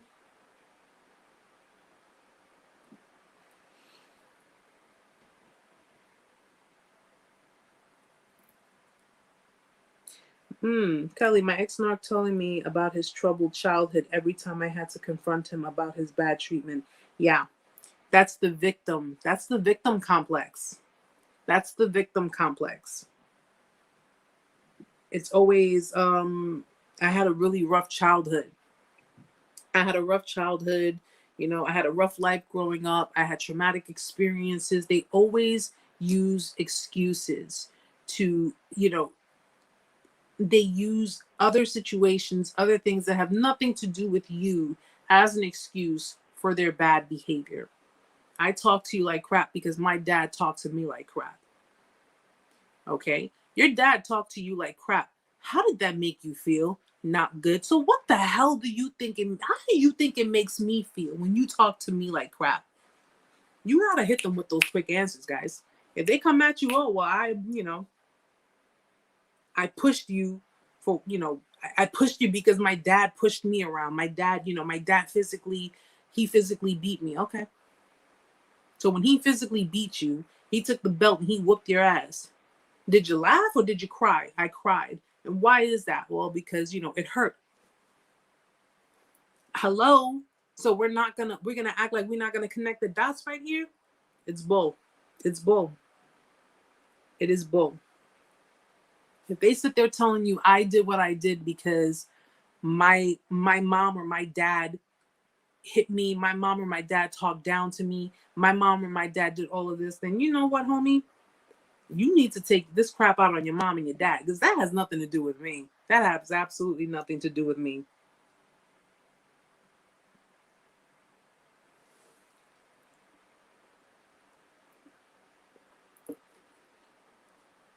It's crazy, guys. Okay, let me just look.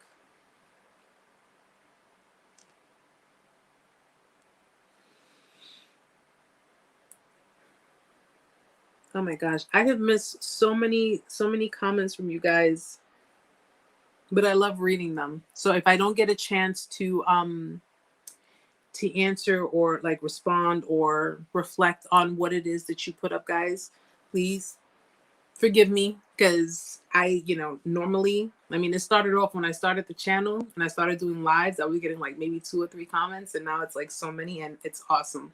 It's really awesome. And the fact that it streams, so anything you put on here, when people come to the video, what you put can help someone. It can really, really help someone.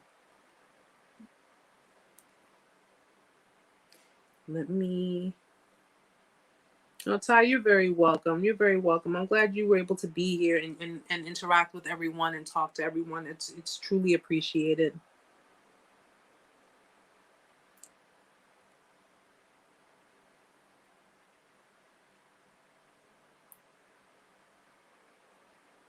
EJ, tell me about tell me about it. The narcissist told me she wanted me to apologize for a miscarriage that never happened. That's just complete manipulation. Complete lies. Fabrications. They fabricate things. It's so easy. Guys, one thing a female narcissist can do is fake a pregnancy. Okay? And it's not like you can't, you can't prove them. Unless you have them pee on a stick right in front of you to prove that they're not pregnant, to prove that, they're not. And even if they are pregnant, how do you prove that the child is or is not yours? These are situations that you also have to consider, especially if you're a man dealing with a female narcissist. Okay, these types of females are predators. Don't let them bat their little mink eyelashes at you and have you thinking that, oh, I'm the sweetest angel in the world and I have such humility and I'm just, I'm God's child. Don't fall for that. Okay?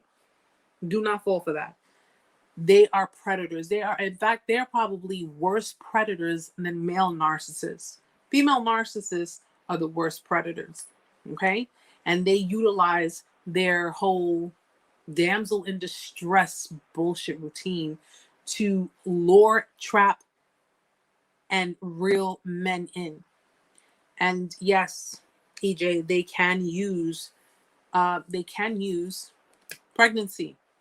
They can use that as, they can fabricate pregnancy. They can fabricate that you're the father, have you involved, so if they are in fact pregnant, they have you constantly involved, and they have you, bonded to them through that child.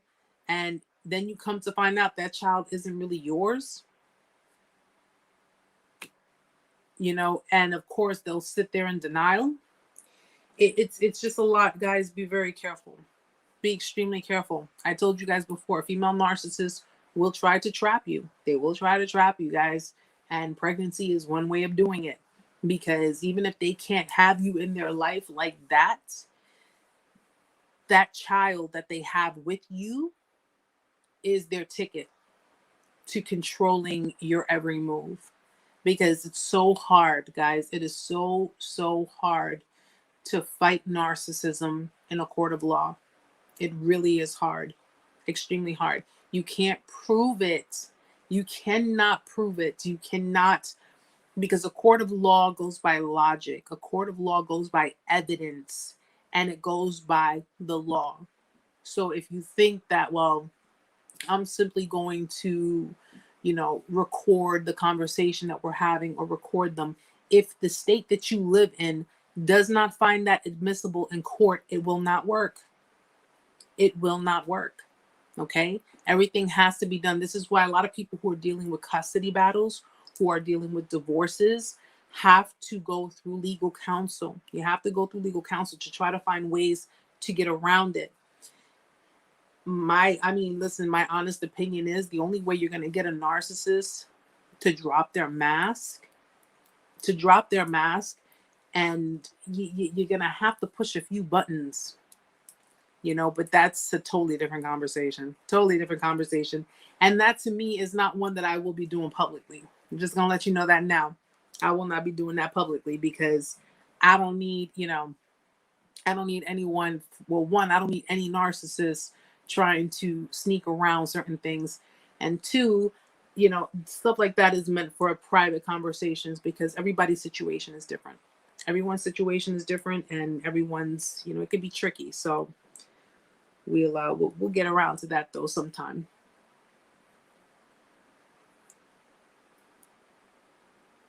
Kara, yep. Narc sister claimed pregnancy with every man she dated. Maybe that was why she made fun of my miscarriage when I lost my baby with the narc. She acted so sad about it, but the truth came out. The truth always comes out after the fact, Kara. It always comes out after the fact. They smile in your face. They care about you. You're part of the family. Oh, you're a sweetheart. You're this, you're that. That truth always comes out after the fact. Okay? It's always after the fact. I learned about different people. When it boiled down to this dynamic, I learned about different people and truly, like I said, I listen, I pay attention, I watch, I look, I just observed. Because no matter what, if you dealt with someone, guys, of a narcissistic background, even if you've been in family dynamics or whatever the case may be, there was something, I know for me, there was something in the pit of my stomach that just did not feel right. Something didn't feel right. Something just was off. It was off, and I could not pinpoint it. I could not really understand it. And once I pulled myself away from the situation and everything, the discard and everything happened, that's when everything just showed itself. Everything presented itself.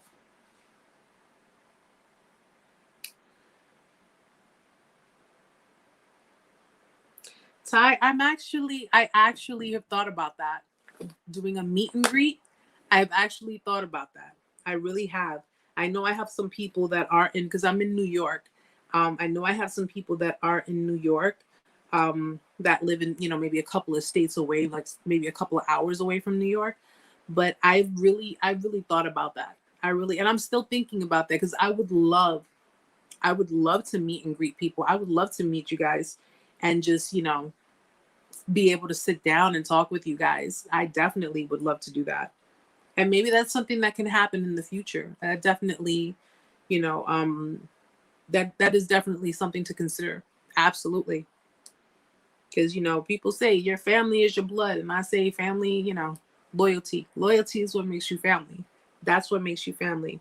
And even though we haven't all sat down and met each other, it's kind of like we're a family. And that's the most awesome feeling. And just remember that someone who comes in who's new, Heather, we still have to meet. We made plans. So Heather, you're not getting away from me yet. I definitely would love to do that. I want to set something up and maybe and where we can all like maybe meet halfway, where like pinpoint somewhere on the map, preferably Aruba, but that's just, shot in the dark.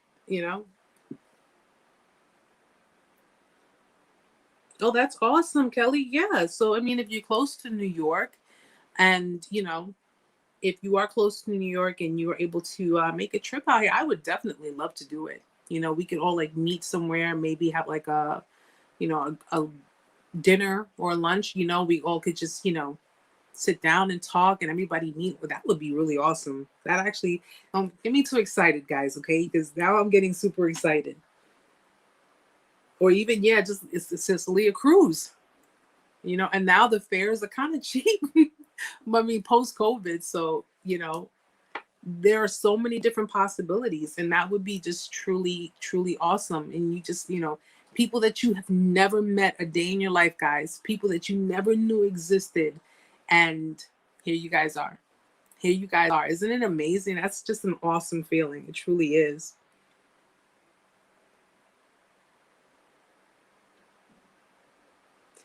But can you blame me for trying? I need a tan. So, I picked Aruba. Oh my gosh, guys. So we'll definitely set something up, guys. I know for a fact we'll set something up, and I will figure some things out, but we'll make it happen. We will make it happen. And we're gonna all, we'll take a huge, like one big picture, have someone take a picture of all of us.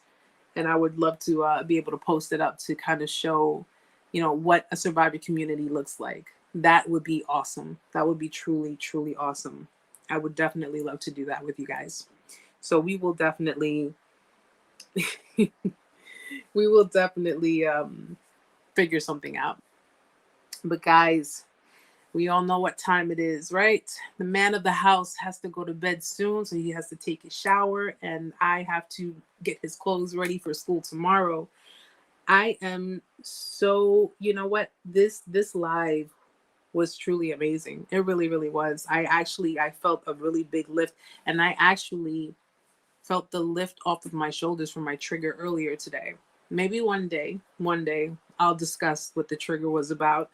But I'm just so glad that I took the time. I actually, honestly, guys, I was going to cancel today's live. I'm not going to lie to you. I was so overwhelmed with work and I was so tired, but something just told me do it. Do it. Do the live, It's not an obligation. It's just something within me, and I'm glad I did it with you guys. And I'm glad you all were here to join me, and you were all here to help talk to one another, help each other. It's just an awesome feeling. It really, really is. Oh, Cicely, I thank you. I thank you so much for being here. And I'm glad I was able to. I'm glad, I'm here for you guys. Like it's a journey for us all, but if the journey links all of our roads together, hey, let's do it. Let's do it. Let's create these waves and continue with the awareness and continue, just helping one another and helping others who need it. So share it with anyone you need to share it with, and just, pass it on to anyone that you think may be going through something and you just want to kind of point them in the right direction, or, if they may have questions and you're just not sure and you want to bring them in. There's nothing to be ashamed about for anyone going through anything. And, you guys have proven that immensely. You have proven it. So I thank you all very, very much for the love and support. You guys are truly awesome. And I don't want to get too emotional. I really don't. You guys know me. I do get emotional. But I really, really thank you all for being, and I just being part of this whole process, being part of this journey, part of this channel, and just really showing your love. That is just, it truly means a lot. It really does. Butch, well, thank you. Thank you, Butch. And you know that I'm here for you as well. I know that you have some stuff that, you are sorting through, but you got this, dude. I know you do. I know for a fact you do. Cicely, hold on one second. Cicely, are you okay with putting your email? If you are okay with putting your email, I'll show it.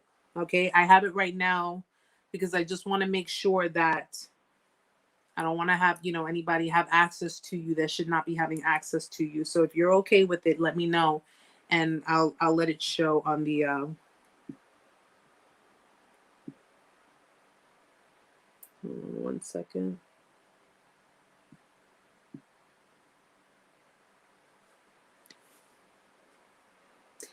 Ty, I'm glad. It's you shouldn't feel like an outsider. You should not feel like one, because everyone here has gone through the experience. And even though people are at different stages of their healing, we've all either been there, we're going through it, or, some people are actually facing the beginning stages of it. But regardless of it, this channel, one thing I don't tolerate, and everybody here knows, like, we block people out because of it. We don't tolerate anyone coming in disrespecting any of the visitors or the subscribers. We don't tolerate any of that, so you will always, anybody who's new, anybody who watches this on the stream, you will always be welcome with open arms. You will not be turned away. You will not be judged. You will not, anything remotely on that scale will not happen here. I won't allow it. And I'm one who, I bully the bully. I don't bully victims. I don't bully other people. Okay. And when you take a negative by another negative, you're creating a positive. Okay. It's my math skills, man. It's my math skills. So I'm so glad that you feel welcome here, and as well you should, because your support is appreciated, and your need to understand and just be heard also appreciated. So you are more than welcome. Yes, boss lady, have a great night. And as she says, always stay 10 toes ahead of them. Absolutely. Thank you, Stella. Thank you. Butch says, FYI, Erica, FYI, let everyone know that when it goes to Spanish, it's all bad. Yeah. If I start speaking Spanish, it's because I'm getting that flavorful emotional part of me is coming through. Yes, G's, just stay safe and blessed, everyone. Yes, thank you so much, G's. So guys, again, thank you so much for being here. I'm so glad for everyone who is new, who's managed to join the chat. If you found today's chat to be helpful, guys, please don't forget to leave a like on the way out, okay? But if you found today's chat to be helpful, hit the subscribe button. We will be back here next week, Tuesday. And, any questions or anything you may have, you can always email me. You can leave a comment in the comment section. However way you need to reach me, I am here for you. Of course, Amanda is here as well. She's she's my assistant in all of this. I really could not get any of this done or be able to answer emails as much as I could without her. So thank you so much, Amanda. But